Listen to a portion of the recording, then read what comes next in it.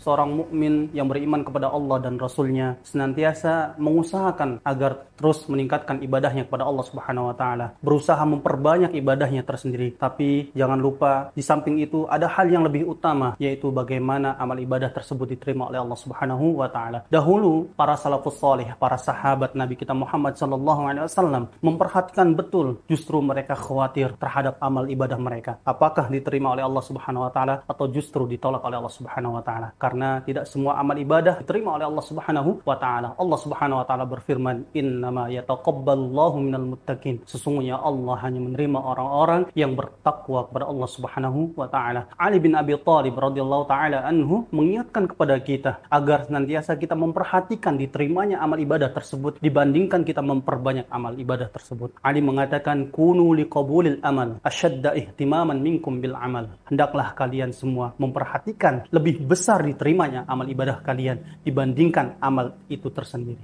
Ada dua syarat di mana amal ibadah kita diterima oleh Allah Subhanahu wa taala. Yang pertama adalah ikhlas, yang kedua adalah mutaba'ah. Ikhlas yang semata-mata melakukan amal ibadah karena wajah Allah Subhanahu wa taala. Di dalamnya mengandung yaitu mensucikan Allah Subhanahu wa taala tanpa menyekutukannya. Mengikhlaskan niat kita murni, memperbarui niat kita dalam ibadah karena Allah Subhanahu wa taala. Yang kedua adalah mutaba'ah, mengikuti tata cara ibadahnya Rasulullah sallallahu alaihi wasallam karena Rasulullah adalah uswah bagi kita semuanya. Di antaranya adalah menuntut ilmu yang baik, mengamalkan sunnah-sunnahnya dan mempelajarinya dengan yang baik. Imam Ibnu Katsir rahimallahu taala anhu mengomentari dalam satu ayat di mana Allah Subhanahu wa taala berfirman dalam surat Al-Kahfi, "Faman kana yarju liqa'a rabbih falyamal 'amalan shalihan wa la yusyrik bi ibadati rabbih ahada." Barang siapa yang hendak bertemu dengan Rabb-nya, maka ia melakukan amal yang soleh dan tidak menyekutukan Allah Subhanahu wa taala. Falyamal 'amalan shalihan, yaitu yang sesuai dengan tuntunan Nabi kita Muhammad sallallahu alaihi wasallam,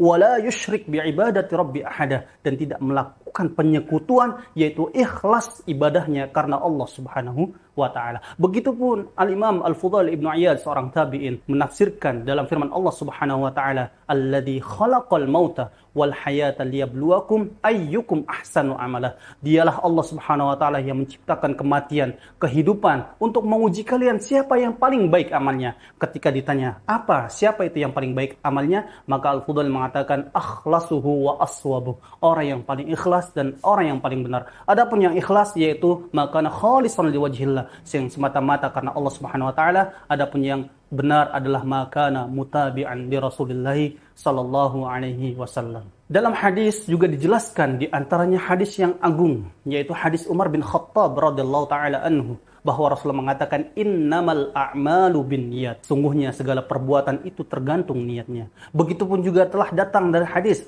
Ummul Mukminin Aisyah radhiyallahu anha bahwa Rasulullah mengatakan, "Man 'amila amalan laisa 'alaihi amruna fahuwa radd." Barang siapa yang melakukan amalan yang tidak ada perintahnya dari kami, maka itu tolak. Dalam riwayat yang lain, "Man ahdatsa fi amrina hada fahuwa raddun." Dalam dua hadis ini, Ibnu Rajab Al-Hambali mengomentari bahwa dua hadis ini merupakan pokok daripada pondasi agama kita. Innamal a'malu binniyat, yang berkaitan dengan perbuatan yang batin, yaitu yang hanya Allah mengetahui dengan diri kita karena ikhlas dan niat kita karena Allah Subhanahu wa taala. Adapun hadis Aisyah radhiyallahu anha yang berkaitan dengan a'malul zahir, perbuatan-perbuatan yang zahir. Semoga Allah Subhanahu wa taala menjadikan niat kita dalam ibadah kita yaitu karena wajah Allah Subhanahu wa taala, dan kita berusaha perbuatan amal ibadah kita sesuai dengan tuntunan Nabi kita Muhammad sallallahu alaihi wasallam.